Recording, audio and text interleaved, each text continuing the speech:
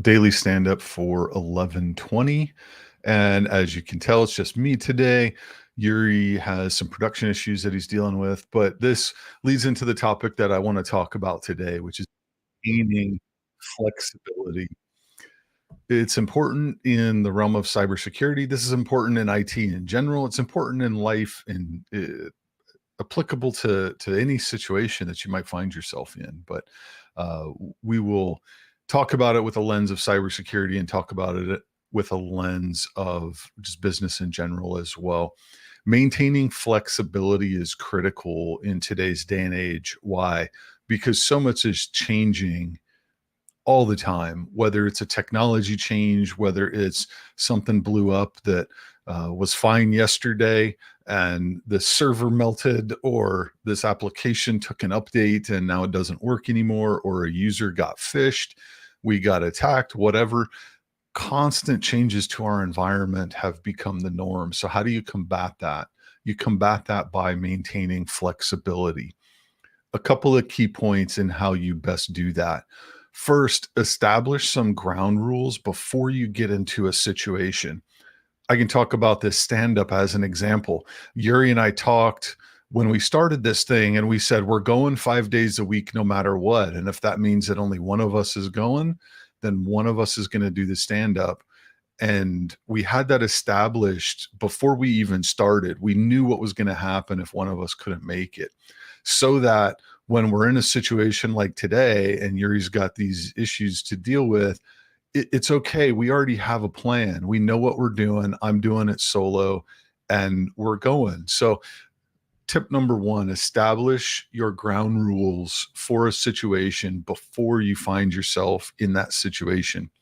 Now, this in and of itself is not overly critical in a sense that, nobody's getting hacked, no data's leaking, there's no damage being done to our networks or anything like that. So it's a pretty easy situation to deal with. But in our work environments, a lot of times the situations that we might find ourselves in are very emotional. People are upset, people are hot, you're getting yelled at.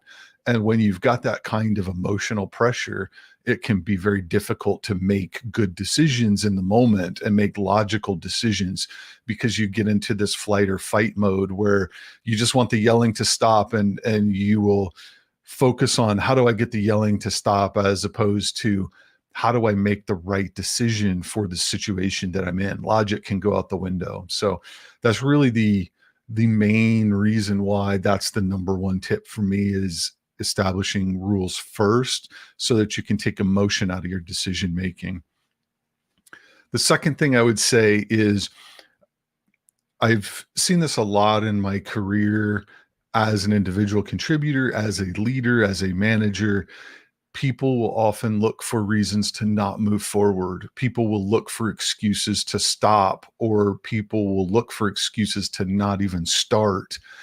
And so figuring out how to get over that hurdle is another important part. When something goes wrong, it's very easy to say, "Oh, well, can't do it today. Can't do this thing. I was going to do this thing. I'm not going to do it now because we had this hiccup happen, and I'll try again tomorrow. Maybe we'll do it tomorrow." Ask yourself the question when you find yourself in a situation where things aren't going the way you expected, or you're looking at your perfect picture and you don't have all the pieces. Instead of saying no, instead of saying we can't do that or we can't move forward, ask yourself the question, what can I do with what I have? What can I do with what I have? You might not get that perfect solution, but is there any possible way to progress, move towards your goals, move the initiative forward, make security a little bit better? Ask yourself that question. What can I do with what I have? Then the third tip I'll throw out is, think through your environment. And this could be slightly different for different situations, but ask yourself the question, what is not going to change in my environment? And in the cybersecurity world, you can think about, users will always get phished. No matter what you do, no matter how you train them, there's always going to be somebody that clicks on that link.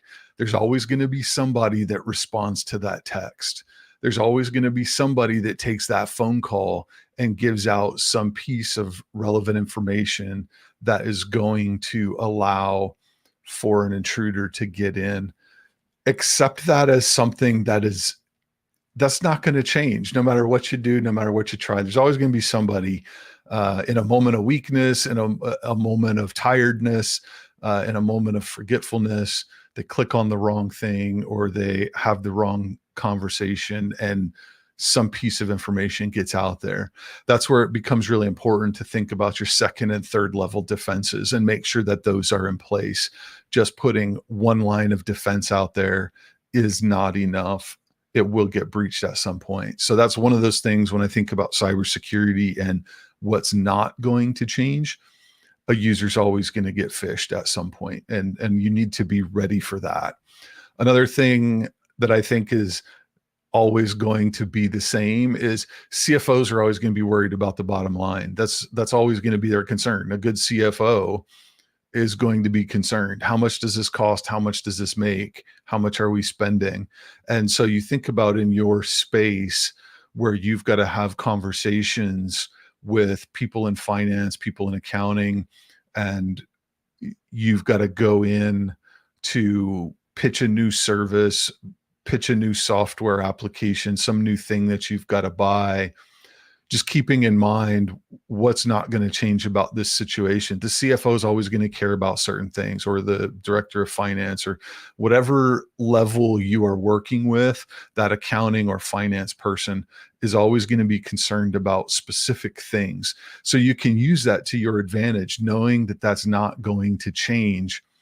Have that ahead of time in your mind and build around that, as opposed to building to things that are always going to change.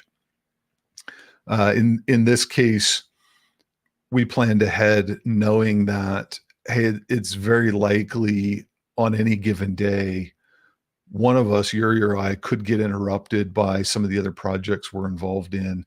And so knowing that that's going to be a constant thing, we were able to plan for that ahead of time and come up with at least a basic game plan for how do we get some kind of stand-up done in a changing environment where one of us might not be there. Focus on the I'm not going to say the dumb cliche, but like the change is something that we know will be constant. I said it in a different way, but so I half said it. Sorry about that. Knowing that that change is going to be consistent, you can then plan for that. So how do you plan for consistent change? If you look at it that way, you can start to plan for it and you can be prepared when things don't go your way. Again, that's true for cybersecurity. That's true for IT. That's true for life. Things are not always going to go your way. And if you can plan for that a little bit in a moment of sanity, it's going to get you better results overall. And it's going to help you keep calm in situations where things don't necessarily go the way that you want them to.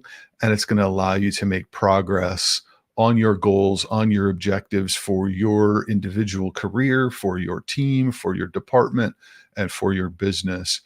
If you're able to just move through some of the suboptimal environments that you might find yourself in.